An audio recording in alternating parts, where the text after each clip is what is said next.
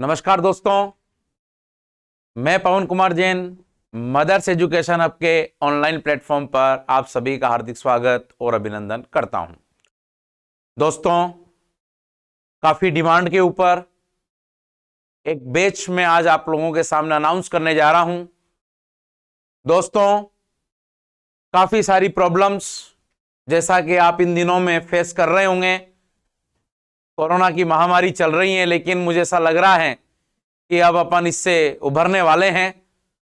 दोस्तों, कहीं ना कहीं दोस्तों किसी ना किसी रूप में हमारी जो तैयारी है बैंकिंग से रिलेटेड, जो बैंक एग्जाम की अपन लोग जो प्रिपरेशन कर रहे हैं, उसमें कहीं ना कहीं रुकावट सी मुझे, और जैसा कि मैं देख पा रहा हूं जो मेरे सामने कमेंट्स आते हैं और जो मेरे पास यहाँ पर जो भी स्टूडेंट्स आते हैं वो कहते हैं कि साहब हमें कई प्रकार की प्रॉब्लम हो रही हैं, हमें ऑफलाइन के साथ साथ हमें ऑनलाइन बैच की भी जरूरत है।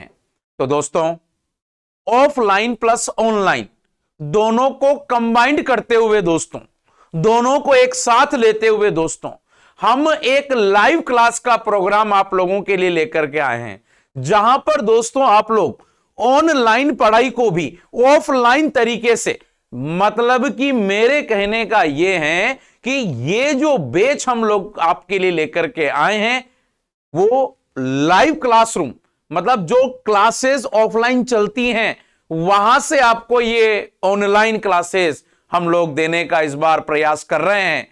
तो दोस्तों, मैं आपको आगे की बात बताता हूं।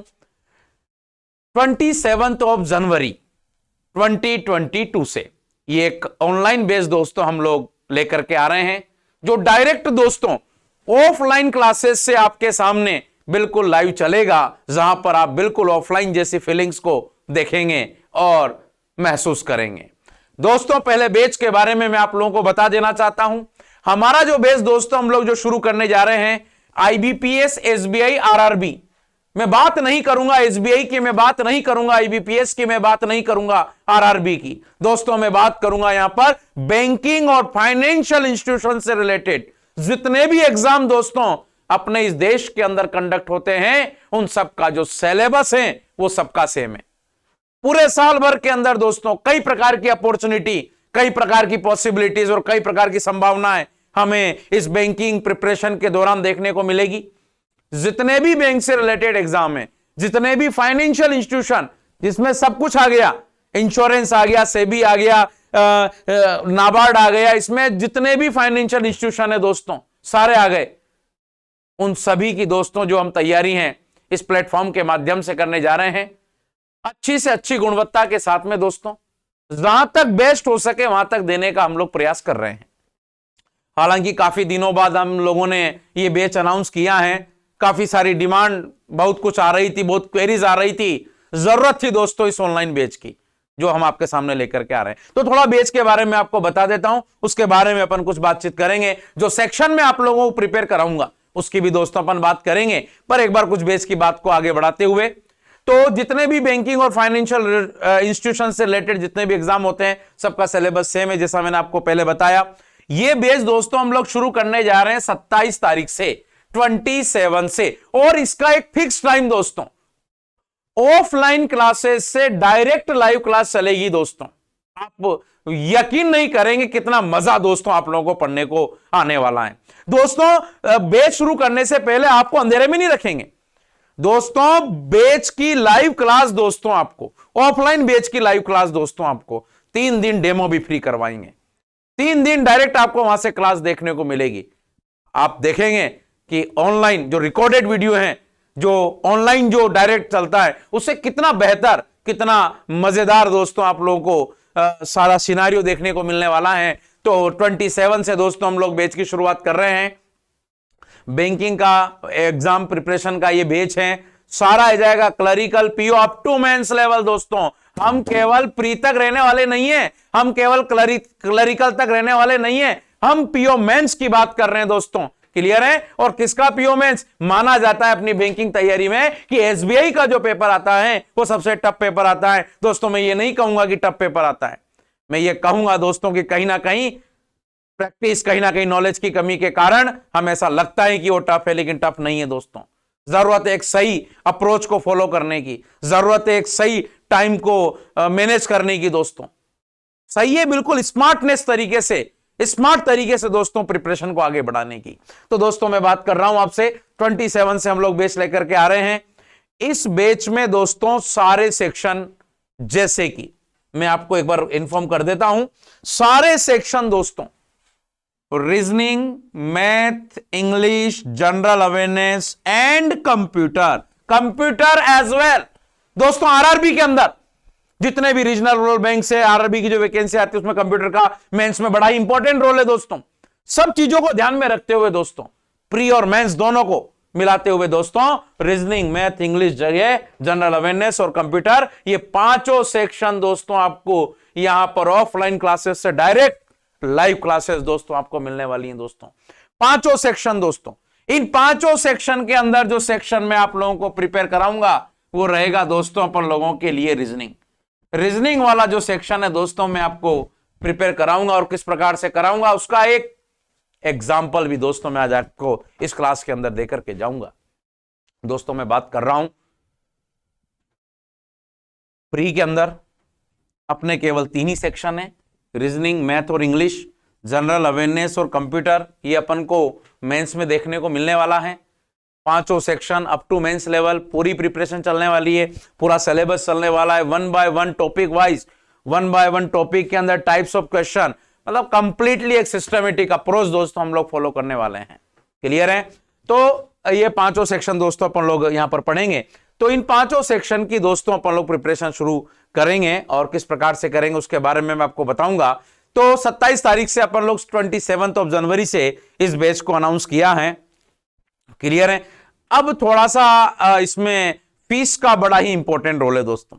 फीस की अगर मैं बात करूं तो केवल 2,999 अप्रोक्सीमेट में अगर मैं बात करूं तो 3,000 रुपए फीस आपकी, मात्र 3,000 रुपए फीस। और 26 जनवरी तक यदि आपने अगर अपने गणतंत्र दिवस रिपब्लिक डे से पहले और रिपब्लिक डे तक अगर आपने एडमिशन लिया तो आपकी फीस में 10% का डिस्काउंट कोड MEH 010 MEH 010 अगर आपने ये कोड अप्लाई कर दिया तो इसमें आपको 10% की क्या मिल जाएगी, छूट मिल जाएगी। मतलब मैं बात करूंगा दोस्तों ओवरऑल अगर अपने फीस की बात करें तो मात्र 2700 रुपए में दोस्तों, मात्र 2700 रुपए में टेस्ट सीरीज, सारे टॉपिक की PDF, सारी बुक्स और पूरा ऑफलाइन क्लासेस से पूरा बैच दोस्तों मात्र 2700 रुपए में। क्या लिख रखा है? Buy now.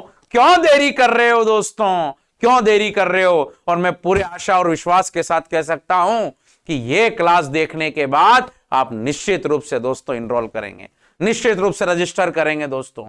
रजिस्टर कैसे करना है इसके बारे में भी मैं आपको बता देता हूं दोस्तों। रजिस्टर करना है दोस्तों आपको कि अगर आपके पास एंड्रॉइड फोन है तो मदर्स एजुकेशन हब की जो हमारी ऐप है आप उसे डाउनलोड कर लें और वहां से इस बैच को आप देख सकते हैं। दूसरा, जिनके पास आईफोन है, आ गई बात समझ में, जिनके पास आईफोन है वो direct Mother's education Hub .org as it is दोस्तों, मदर्स एजुकेशन हब .org से जाकर ऑनलाइन इस वेबसाइट पर जाकर के भी आप अप्रोच कर सकते हैं, अपने आप को रजिस्टर कर सकते हैं, इनरोल कर सकते हैं दोस्तों। क्लियर है? चलिए, तो ये बैच की दोस्तों मुझे जो जानकारी आप लोगों को देनी थी वो मैंने आप लोगों को दे दी है दोस्तों। अब अपन अपने कुछ सेक्शन की बात करेंगे और इस बात को आगे बढ़ाएंगे दोस्तों। ज्यादा कुछ तो अपन अब बात कर नहीं पाएंगे यहां पर, क्योंकि आज तो अपना केवल एक डेमोन्स्ट्रेशन दोस्तों, एक डेमो क्लास अपन लोगों ने अरेंज करवाई है।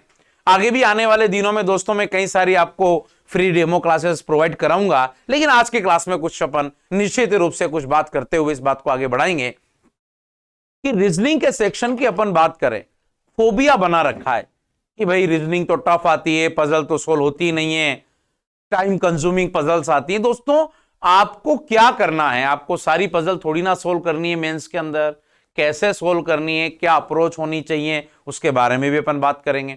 कंप्लीटली पूरा सिलेबस दोस्तों अपन इस लाइव क्लास के अंदर दोस्तों अपन लोग पढ़ेंगे, ठीक है। पूरा सिलेबस तो दोस्तों आज अपन लोग डिस्कस नहीं कर पाएंगे, लेकिन जितना अपन डिस्कस कर पाएंगे उतना बहुत बेहतर तरीके से दोस्तों डिस्कस करेंगे। तो जो रीजनिंग वाला सेक्शन में आप लोगों को दोस्तों प्रिपेयर कराऊंगा, तो बेसिकली मैंने दोस्तों देखा है कि रीजनिंग के अंदर प्री लेवल पर जो क्वेश्चन पूछे जाते हैं, जो एग्जाम के अंदर पैटर्न है, वो थोड़ा सा जो पैटर्न है वो स्पीड का गेम है। किसका गेम है दोस्तों? स्पीड का। और जो मेंस में जो क्वेश्चन है वो काफी लॉजिकली क्वेश्चन है, मतलब कैसे क्वेश्चन को अप्रोच करना, कैसे अटेम्प्ट करना, कौन से क्वेश्चन अटेम्प्ट करना, ये जो समझना है ये बड़ा ही दोस्तों इंपॉर्टेंट है। क्लियर है दोस्तों? जैसा कि आप लोगों को पता होगा, पजल अपने आप में एक बहुत बड़ा पार्ट है अपनी बैंकिंग एग्जाम के अंदर। तो आज की इस क्लास के अंदर मैं आपको एक बैंकिंग के अंदर जो सर्कुलर अरेंजमेंट आता है दोस्तों, जो पजल के अंदर आता है, उसका एक क्वेश्चन दोस्तों मैं आपको इस क्लास के माध्यम से आप लोगों तक पहुंचाना चाहूंगा। ध्यान से दोस्तों मेरे इस क्वेश्चन को देखना। दोस्तों जितने भी लोग पहले पढ़ चुके हैं या जितने भी लोग पहली बार पढ़ रहे हैं, दोस्तों जो क्वेश्चन मैं आपके सामने अभी लेकर के आ रहा हूं, इस क्लास को यहीं पर एक बार के लिए पॉज कर देना और एक बार इस क्वेश्चन को करने का प्रयास करना। 5 मिनट हो जाए, 10 मिनट हो जाए, 15 मिनट हो जाए, आपसे क्वेश्चन हो या ना हो, उसके बाद दोस्तों आप लोग इस क्वेश्चन का मेरा ये वीडियो आगे का देखना कि आखिर अपन क्या अप्रोच फॉलो करें, क्या अपन इस अप्रोच से दोस्तों आंसर दे सकते हैं या नहीं दे सकते हैं। काफी कुछ चीजें दोस्तों इस क्वेश्चन से आपको देखने को मिलेगी, काफी ज्यादा एनालिसिस आपको देखने को मिलेगा और काफी कुछ चीजें आपको इवैल्यूएट करने की यहां पर जरूरत होगी दोस्तों। और आप इस बात को यहां पर अब आगे बढ़ाते हैं और एक क्वेश्चन दोस्तों मैं आपके सामने लेकर के आया हूं, जहां पर आप लोगों के सामने दोस्तों लिखा हुआ है। आई होप दोस्तों कि सभी के लिए क्वेश्चन विजिबल होगा, मैं ये देख पा रहा हूं। तो MNOPQRST दोस्तों देखो मैं क्वेश्चन शुरू कर रहा हूं, ध्यान से मेरी बात को देखना, समझना, ठीक है। चलिए भाई मैं शुरू करता हूं अब कि there are 8 person are captain of different football team, 1 by 1 नाम दे रखे हैं जो कि अलग अलग देशों से संबंधित हैं, but not necessary in the same order, जरूरी नहीं कि इसी क्रम के अंदर हों। All of them are seated around a circular table and facing the centre, सभी एक सर्कल के अंदर बैठे हुए हैं और इन सभी का फेस क्या है? केंद्र की ओर है। दोस्तों मेरा ऐसा मानना है कि जब भी आप इस प्रकार का क्वेश्चन अगर सोल्व कर रहे हो, तो क्वेश्चन सोल्व करने से पहले एक छोटा सा अपन लोग डायग्राम बना लें, जिसके अंदर एक सर्कल और जितने व्यक्ति हैं उतनी पोजीशन को इस प्रकार से 1 बाय 1 दोस्तों क्या कर लें? मार्क कर लें, ताकि हमें पता रहेगा कि जो भी अरेंजमेंट करना है इस सर्कल के बाहर नहीं जाना चाहिए, इस सर्कल्स के अलावा हमें बातचीत नहीं करनी है। दोस्तों पजल के अंदर जो सबसे इंपॉर्टेंट चीज क्या है? इंपॉर्टेंट चीज यह है कि जो आप पढ़ रहे हो आप उसको किस प्रकार से समझ रहे हो, किस प्रकार से आप अपने इस इंफॉर्मेशन को कंसाइज कर रहे हो, कैसे इंफॉर्मेशन को प्लॉट कर रहे हो, यह सबसे इंपॉर्टेंट है। तो चलो कुछ अपन इस बार यहां पर सीखने का प्रयास करते हैं दोस्तों। तो क्वेश्चन अपना जैसे कि कह रहा है, M sit third to the left of the captain of Germany. मैं साथ में हिंदी में भी पढ़ूंगा दोस्तों। एम जर्मनी के कप्तान के लेफ्ट में कौन से नंबर पर हैं? तीसरे नंबर पर हैं। पहली लाइन में जब भी इस प्रकार की कोई यूनिवर्सल इंफॉर्मेशन जो डायरेक्ट डायग्राम में प्लॉट हो सकती है, उसको प्लॉट करते हुए अपन इंफॉर्मेशन को आगे पढ़ेंगे। तो सबसे पहले मैं आपके सामने प्लॉट करता हूं कि एम कहां पर है। अब नाम को मैं अंदर लिखूंगा, क्यों? क्योंकि नाम भी और देश का नाम भी, कंट्री का नाम भी है। तो एम कहां पर है? जर्मनी के लेफ्ट में तीसरे नंबर पर। तो मैंने एम को लिख दिया जर्मनी के लेफ्ट में तीसरे नंबर पे। बाहर तो मैं सामने कंट्री का नाम लिख दूंगा, अंदर नाम लिख दूंगा। अगर मैं दोनों को एक साथ लिखता हूं तो काफी कॉम्प्लिकेटेड सिचुएशन बन जाती है, काफी पजल्ड अपने डायग्राम बन जाता है, खुद के समझने में भी दोस्तों प्रॉब्लम आ जाती है। तो थोड़ा स्पेसिफिक करें, थोड़ा सिस्टमेटिक करें दोस्तों, सारा काम एकदम बिल्कुल। चलिए आगे बढ़ते हैं दोस्तों। क्वेश्चन कह रहा है the captain of Chile who is not Q. जो चिली का कप्तान है वो क्यों नहीं है दोस्तों? अगर चिली का कप्तान अगर क्यों नहीं है तो मैं यहां तो लिख नहीं पाऊंगा भाई कहां पर है चिली। तो साइड में इस इंफॉर्मेशन को मैं ग्रैब करता हूं, लिखता हूं कि चिली जो है वो जहां कहीं भी आएगा वहां पर क्यों तो आने वाला नहीं, ऐसे लिख लिया करें आप। आगे कहता है who is not Q is an immediate neighbour of T. Chile का कप्तान टी का निकटतम पड़ोसी है और क्यू चिली का कप्तान नहीं है। इसका मतलब हो गया कि ये चिली और टी दोनों एक साथ आएंगे, इमीडिएट नेबर हैं, and both are exchange their position. तो ये हिंट और ये साइन मुझे बताएंगे कि मैंने इस इंफॉर्मेशन को दोस्तों कैसे प्लॉट किया है, कैसे समझने का प्रयास किया है। आगे क्वेश्चन कहता है दोस्तों S and T R not immediate neighbours. S और टी निकटतम पड़ोसी नहीं है। अगर एस और टी निकटतम पड़ोसी नहीं है तो मैं देखो कैसे लिख रहा हूं और क्रॉस कर दिया। मुझे पता रहेगा चाहे कुछ भी हो जाऊं, एस और टी कभी भी एक साथ आने वाले नहीं हैं। क्लियर। आगे क्वेश्चन कहता है दोस्तों only one person sit between T and the captain of real Madrid. T और रियल मैड्रिड के कप्तान के बीच में केवल एक आदमी है। तो ये टी और रियल मैड्रिड के बीच में मैंने एक आदमी दोस्तों लिख दिया है। मैं साथ में ये भी लिखूंगा कि both are exchange their position. दोस्तों मैं डायग्राम से इसलिए रिलेट नहीं कर रहा हूं अभी क्योंकि कोई भी कनेक्टेड इंफॉर्मेशन एम और जर्मनी से रिलेटेड या कोई पॉसिबिलिटी हमें दिखाई नहीं दे रही है। जैसे ही एम, जर्मनी और इनसे रिलेटेड कोई जानकारी आएगी हम वहां से इस क्वेश्चन को आगे बढ़ाएंगे। आप समझेंगे दोस्तों कि आगे कैसे बढ़ाएंगे। चलिए भाई मैं बात को आगे बढ़ाता हूं। P is neither the captain nor the immediate neighbor of the Brazilian team। यहां पे लिखा गया है कि प्री ब्राजील की टीम का ना तो कप्तान है और ना ही निकटतम पड़ोसी है। कैसे इस बात को समझूंगा मैं, देखो था सामने P लिखा, ब्राजील लिखा, क्रॉस लगा दिया। In the similar way left में भी और राइट में भी पोजीशन बनाते हुए मैंने ब्राजील को लिख दिया।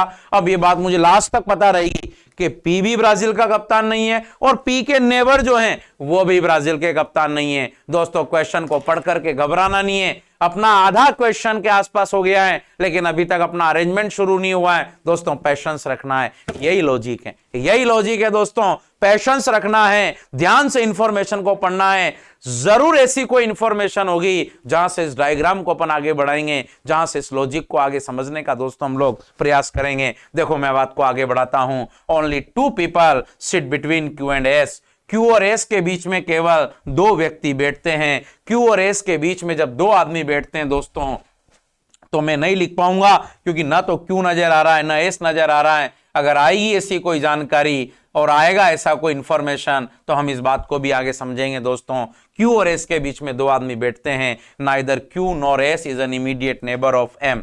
क्यू और एस एम के निकटतम पड़ोसी नहीं है। दोस्तों क्यू और एस अगर एम के निकटतम पड़ोसी नहीं है इसका मतलब चाहे कुछ भी हो जाओ यहां पर क्यू और एस और यहां पर क्यू और एस तो आने वाला नहीं है। इन दोनों जगहों पर क्यू और एस नहीं आ सकता तो मैंने दोनों जगह पर क्रॉस लगा दिया। मुझे लास्ट तक पता रहेगा कि चाहे कहीं पर भी लिख दो लेकिन क्यू और एस यहां पर तो आने वाला नहीं है। समझ लो दोस्तों आप लोग, बहुत अच्छे लेवल का क्वेश्चन मैं आपके सामने लेकर के आया हूं। आगे क्वेश्चन कहता है neither Q nor S is the captain of Germany. Q और एस जर्मनी के कप्तान नहीं है तो मैंने देखा कि क्यू और एस अगर जर्मनी के कप्तान नहीं है तो यहां पर भी क्यू और एस आने वाला दोस्तों नहीं है। कई सारी जानकारी निकल करके आई। मैंने देखा क्यू और एस से रिलेटेड यहां नहीं, यहां नहीं, यहां पर एम आ गया तो यहां पर क्यू और एस नहीं, यहां पर क्यू और एस नहीं, और क्यू और एस के बीच में कितना आदमी है, दो। तो मैं कुछ पॉसिबिलिटी देखता हूं। कैसी, समझो कि अगर मैं यहां पर क्यू को लिख दूं तो यहां भी एस नहीं आ सकता और यहां भी एस नहीं आ सकता। देखो समझो, समझने का प्रयास करना, आप समझने का प्रयास करना। क्यू और एस के बीच में दो आदमी है। अगर मैं क्यू को यहां लिखता हूं तो दो छोड़कर एस नहीं आ सकता और दो छोड़कर एस नहीं आ सकता, मतलब क्यू दोस्तों यहां पर भी आने वाला नहीं है। क्यू यहां नहीं, यहां नहीं, यहां नहीं, यहां नहीं, यहां नहीं, यहां रखा मैंने क्यू को। दो छोड़कर एस नहीं आ सकता पर दो छोड़कर के एस आ सकता है। And both Q and S R exchange their position. Q और एस दोनों अपना स्थान बदल सकते हैं। अगर मैं क्यू को दोस्तों यहां पे लिख दूं तो दो छोड़कर एस नहीं आ सकता, दो छोड़कर एस नहीं आ सकता, मतलब यहां पर क्यू आने वाला नहीं है। और क्यू को यहां लिखूं तो दो छोड़कर एस नहीं आ सकता, दो छोड़कर एस ऊपर आ जाएगा। दोस्तों क्यू और एस अरेंज हुआ नहीं हुआ। जरूरत है सोचने की, क्रिएटिव माइंड्स की। कैसे क्रिएटिविटी बनेगी जब हम इस प्रकार के लॉजिक को देखेंगे और समझने का प्रयास करेंगे। दोस्तों ऐसे ऐसे क्वेश्चन दोस्तों मैं आपको करवाऊंगा कि आप सोचेंगे कि भाई ये तो छोड़ने वाला, अरे नहीं, छोड़ने वाला नहीं दोस्तों, ये तो क्वेश्चन करने वाले हैं। जरूरत है सही लॉजिक की, जरूरत है सही तरीके से इनको पहचानने की। क्लियर है दोस्तों? बात को आगे बढ़ाता हूं। देखो क्यू और एस अरेंज हो चुका है अपने लिए। जब अरेंज हो चुका है और दो आदमी बीच में है, लिखी हुई इंफॉर्मेशन है, कहीं से कहीं तक कोई दिक्कत नहीं है। आगे पढ़ते हैं दोस्तों, क्वेश्चन क्या कह रहा है। अब देखो रिलेटेड इंफॉर्मेशन आई तो हमने क्यू और एस को अरेंज किया, नहीं आती तो शायद अपन अरेंज नहीं कर पाते। दोस्तों बात को आगे बढ़ाता हूं। The captain of Spain sit second to the right of P. क्या लिखा उसने? स्पेन पी के राइट में कौन से नंबर पर है? दूसरा। ना तो स्पेन नजर आ रहा है ना पी नजर आ रहा है, लिख दो साइड में। पी के राइट में दूसरे नंबर पे कौन आएगा? स्पेन आएगा। अब यहीं पे समझो, पी के राइट में दूसरे नंबर पे स्पेन है। अब पी के राइट में देखो चाहे स्पेन के लेफ्ट में देखो, बात दोस्तों एक ही है। ज्यादा कुछ इसमें समझने की आवश्यकता नहीं पड़ेगी, थोड़ा ध्यान से पढ़ना। P is not an immediate neighbour of M. P M का निकटतम पड़ोसी नहीं है। अब मैंने देखा कि अगर पी एम का निकटतम पड़ोसी नहीं है, अब देखो क्यू और एस तो अपन लोगों ने अरेंज कर ही दिया, तो इसको अब हटा देते हैं, इसकी तो अपन को जरूरत पड़ेगी नहीं। अब P अगर M का पड़ोसी नहीं है तो P यहां भी नहीं और P यहां भी नहीं। अब मैंने देखा कि P यहां भी नहीं, यहां भी नहीं, यहां भी नहीं। P कहां हो सकता है? या तो P अपना यहां पर हो, या P यहां पर हो, या P यहां पर हो। इसके अलावा तो P कहीं जा नहीं सकता। अब P के राइट में दूसरे नंबर पे कौन है? स्पेन। तो P को यहां लिखूं तो यहां पे स्पेन आ सकता है, P को यहां लिखूं तो स्पेन इधर भी आ सकता है, और P को यहां लिखूं तो स्पेन यहां भी जा सकता है। मतलब कई सारी संभावनाएं। ठीक, आगे पढ़ते हैं दोस्तों, क्या कह रहा है question. P is not the captain of Germany. P is not the captain of Germany, तो मतलब P यहां पर तो आने वाला नहीं है, हटा दिया अपन ने। अब P की केवल दो कंडीशन बची हैं, P की केवल दो ही कंडीशन बची हैं। And M is not the captain of Spain. M P Germany का कप्तान नहीं है और एम स्पेन का कप्तान नहीं है। सोचो कि अगर एम स्पेन का कप्तान नहीं है तो यहां पे स्पेन आने वाला नहीं है। अब मैंने देखा कि पी के राइट में कनेक्टिविटी मिल गई कि पी के राइट में दूसरे नंबर पे कौन है? स्पेन है। मैंने अगर पी को यहां लिखा तो क्या यहां पे स्पेन लिख सकता हूं? नहीं। इसका मतलब कि यह बात क्लियर हो गई कि यहां पर भी पी आने वाला नहीं है। तो यह कंफर्मेशन हो गया कि पी इसके अलावा और कहीं जाएगा नहीं। तो पी के राइट में दूसरे नंबर पे कौन आ जाएगा दोस्तों? स्पेन आ जाएगा। जब ये लिख दिया तो ऐसा क्रॉस बना देना तो पता रहेगा ये जानकारी आ चुकी है, वापस से इसको रिलेट करने की जरूरत दोस्तों नहीं है। क्लियर है? इसी बात को दोस्तों आगे बढ़ाता हूं, देखिएगा आप बहुत ध्यान से देखना, केवल कितना इजी गोइंग कर सकते हैं अपन काम। अगर थोड़ा सा पेशेंस रखें, थोड़ा सा लॉजिक रखें और थोड़ा दिमाग को शांत रखें तो कोई भी पजल दोस्तों सोल्व की जा सकती है, कोई भी पजल सोल्व हो सकती है, कहीं तक कोई दिक्कत नहीं आएगी। देखो आगे पढ़ते हैं। The captain of England sit third to the left of R. England का कप्तान आर के लेफ्ट में तीसरा है। अब मैंने देखा इंग्लैंड का कप्तान आर के लेफ्ट में तीसरा है, तो ना तो इंग्लैंड नजर आ रहा ना आर नजर आ रहा है। अब मैंने देखा कि भाई आर की भी क्या संभावना, तो आर की तो कई सारी संभावनाएं नजर आ रही। मैंने साइड में लिख लिया कि इंग्लैंड का कप्तान कहां पर है? आर के लेफ्ट में तीसरा। तो आर के लेफ्ट में तीसरा कौन हो गया? इंग्लैंड का कप्तान हो गया। क्लियर? लिख दिया साइड में अपन ने, बात खत्म हो गई। आगे पढ़ते हैं, जैसा भी होगा देखा जाएगा। The captain of England and Germany are not immediate neighbour. England का कप्तान और जर्मनी का कप्तान निकटतम पड़ोसी नहीं है, मतलब यहां पे इंग्लैंड और यहां पे इंग्लैंड आने वाला नहीं है। क्लियर? आगे पढ़ते हैं। कुछ इंफॉर्मेशन आती है क्या?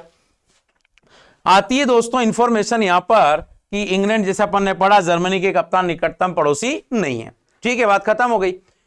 पी और हॉलैंड के कप्तान के बीच केवल एक व्यक्ति बैठा है। पी और हॉलैंड के कप्तान के बीच में जब एक आदमी बैठा है तो पी अगर नजर आ रहा है तो हॉलैंड इधर तो आ नहीं सकता, तो फाइनली अपन को कहीं ना कहीं हॉलैंड यहीं पे नजर आएगा, चाहे आदमी कोई पर भी आओ, लेकिन अपन को हॉलैंड यहीं पे नजर आएगा। क्लियर? आगे पढ़ते हैं।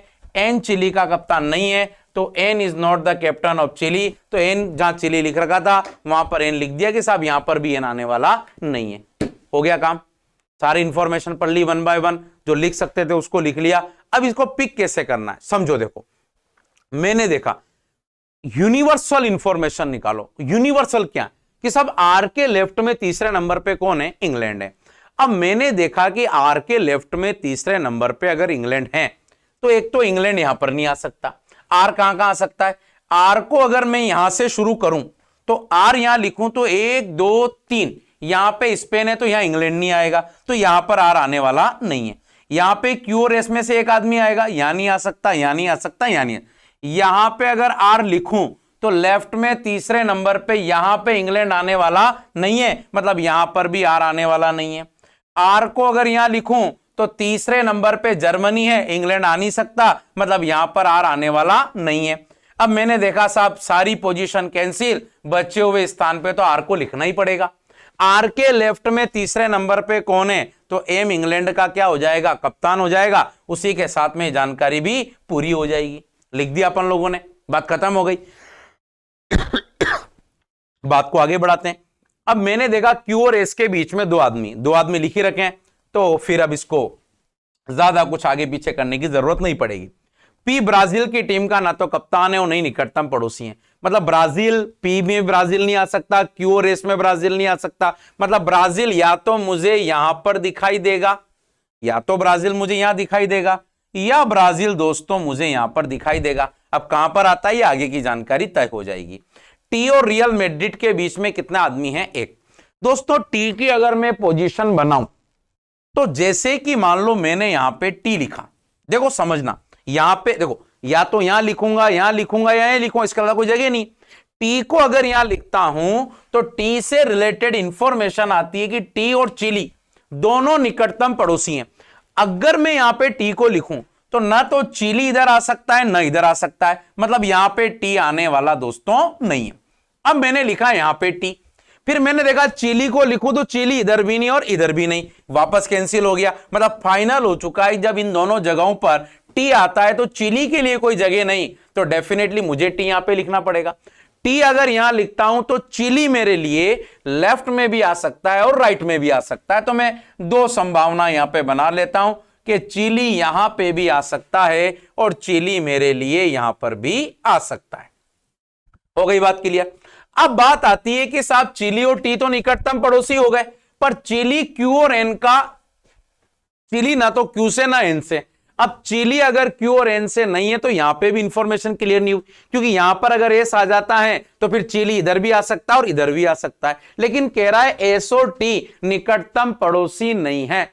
अब एस और टी अगर निकटतम पड़ोसी नहीं है, मतलब यहां पर एस आने वाला नहीं है। अगर यहां पर एस नहीं आएगा तो दोस्तों यहां पर कौन आएगा, क्यू आएगा, और क्यू अगर यहां पर आएगा तो यहां पर कौन आएगा, एस आएगा, क्योंकि एस और टी निकटतम पड़ोसी नहीं है। अब मैंने देखा कि क्यू चिली का कप्तान नहीं है, तो फिर साहब चिली भी यहां पे आने वाला नहीं, तो इसका मतलब यहां पर हमें कौन नजर आएगा, चिली। और यहां पर अगर चिली नजर आता है तो यहां से ब्राजील हट गया, तो फिर फाइनली हमें ब्राजील कहां देखने को मिलेगा, हमें ब्राजील यहां देखने को मिलेगा। क्लियर है, आ रहा है समझ में। अब ब्राजील की बात भी खत्म हो गई। अब मैंने देखा कि साहब एन भी चिली का कप्तान नहीं है। मैंने देखा कि अगर एन चिली का कप्तान नहीं है तो क्या कितनी जगह खाली है, एक, तो जो बची हुई जगह वहां पर कौन आ जाएगा, अपने आप एन आ जाएगा। क्लियर है। अब आप ये अपने जानकारी कहती है दोस्तों कि ये जानकारी भी पूरी हो गई, ये भी हो ही गया। टी और रियल मैड्रिड के बीच में एक आदमी है, टी है, रियल मैड्रिड इधर नहीं आ सकता, तो पी कहां पर आ जाएगा, रियल मैड्रिड का कप्तान हो जाएगा। और जैसा कि मैं देख पा रहा हूं एक तो आदमी का नाम बच गया और एक जो कंट्री का नाम बच गया। इसके लिए कोई जानकारी हो या ना हो, बचे हुए स्थान पर हमें ये दोनों देखने को मिलने वाले हैं दोस्तों। तो मैं देख लेता हूं किसका नाम बचा है। एम से लेकर के टी तक के नाम थे, एम आ गया, एन आ गया, ओ बच गया, ओ बचे हुए जगह पे लिख दिया। कौन सी कंट्री बच गई, इंग्लैंड आ गया था, ब्राजील आ गया था, स्पेन आ गया था, हॉलैंड आ गया था, हंगरी शायद नहीं आया था, तो मैं देख पा रहा हूं हंगरी कहीं पे भी नहीं है, तो डेफिनेटली यहां पर दोस्तों क्या आ जाएगा, हंगरी। अब आप देख सकते हो दोस्तों, मैंने कई जगहों पर ये देखा है, ऑब्जर्व किया है, एनालिसिस किया है कि एक क्वेश्चन में चार चार पॉसिबिलिटी बना देते हैं। कहां है दोस्तों अपने पास इतना समय, हमारे पास तो नहीं है। हमारे पास तो अप्रोच है कि एक ही डायग्राम से एक ही तरीके से कैसे अरेंजमेंट किया जा सकता है। बस जो सारा सिस्टम है वो इस रो इंफॉर्मेशन का है कि आप ये इंफॉर्मेशन किस प्रकार से पढ़ते हैं, परसीव करते हैं और किस प्रकार से समझते हैं दोस्तों। अब इनके आंसर्स देना बहुत आसान काम है। जैसे क्वेश्चन ने पूछा है कि कौन सा कॉम्बिनेशन सही है, तो उसने लिखा टी हंगरी, मैंने कहा साहब गलत है। क्यू रियल मैड्रिड, मैंने कहा साहब गलत हैं। एन ब्राजील, मैंने कहा साहब बिल्कुल सही है, क्योंकि अपन को एन कहां नजर आ रहा है, ब्राजील पे, ये अपना आंसर हो गया। कहा है कि कौन सा कॉम्बिनेशन अगेन सही है, एन ब्राजील अभी अभी सही किया, तो फिर आगे पढ़ने की दोस्तों जरूरत नहीं है। क्लियर है? वैसे अपन देख लेते हैं यहां पे उसने कहा जैसे कि इसका भी ध्यान रखना, जैसे कि क्यों हंगरी, क्या दे रखा है, क्यों हंगरी दे रखा है। एक तो आंसर एन ब्राजील हो ही गया अपना, क्यों हंगरी मैं देख पाता हूं क्यों हंगरी भी बिल्कुल सही है। अच्छा, उसको ध्यान से पढ़ना, इसमें तो कहा है सही है, इसमें गलत का पूछा है, तो क्यों हंगरी का दिया हुआ है, तो क्यों हंगरी भी बिल्कुल ठीक है। फिर ओ चिली दे रखा है, ये भी बिल्कुल सही है। एम इंग्लैंड दे रखा है, ये भी सही है। तो आंसर फिर यहां पर एन ब्राजील नहीं, यहां पर एन क्या हो जाएगा, यहां पर तो बिल्कुल सब सही हो जाएंगे। तो बस कुल मिलाकर कहने का मतलब इतना सा है कि हम किस प्रकार से क्वेश्चन को पढ़ रहे हैं, किस प्रकार से हम लोग क्वेश्चन को दोस्तों समझ रहे हैं। अगर इतना सा हम लोगों ने ध्यान रख लिया तो कहीं से कहीं तक कोई भी परेशानी होने वाली नहीं है। तो दोस्तों जैसा मैंने आपको कहा कि इस क्वेश्चन को एक बार आप खुद करना, आपको लगेगा कि शायद नहीं हो रहा है या हो भी रहा है तो बहुत ज्यादा समय लग जाएगा या बहुत ज्यादा पॉसिबिलिटी बनानी पड़ेगी, लेकिन जब आप इस तरीके से क्वेश्चन को अप्रोच करेंगे तो डेफिनेटली दोस्तों क्वेश्चंस के आंसर आप लोगों को देखने को मिलेंगे। इन्हीं शुभकामनाओं के साथ दोस्तों ये आज की क्लास में यहां पर पूरी कर रहा हूं। निश्चित रूप से आज की ये क्लास, ये वीडियो और ये डेमो जो आज मैंने आपके सामने रखा है, ये आपको निश्चित रूप से पसंद आएगा। डेफिनेटली दोस्तों इसी प्रकार से पूरी प्रैक्टिस आगे की भी जारी रहेगी। मैं आगे और भी कई सारी क्लासेस आप लोगों के लिए लेकर के आऊंगा जो फ्री ऑफ कॉस्ट रहेगी, उसमें कोई प्रॉब्लम नहीं है। आगे अपनी मुलाकात कब होती है, समय आने पर दोस्तों तय करेंगे हम, और आप लोग अगर रहेंगे तो डेफिनेटली दोस्तों इन क्लासों को अपन आगे भी एक्सपीरियंस करेंगे। इन्हीं शुभकामनाओं के साथ भविष्य की सभी शुभकामनाएं दोस्तों मेरी आपके साथ बनी रहे। इन्हीं शुभकामनाओं के साथ दोस्तों बहुत बहुत धन्यवाद। Thank you very much for being with us and thank you very much for being a good corporation with us. Again Mother's education Hub आप सभी का हार्दिक स्वागत और अभिनंदन करता है दोस्तों। धन्यवाद दोस्तों।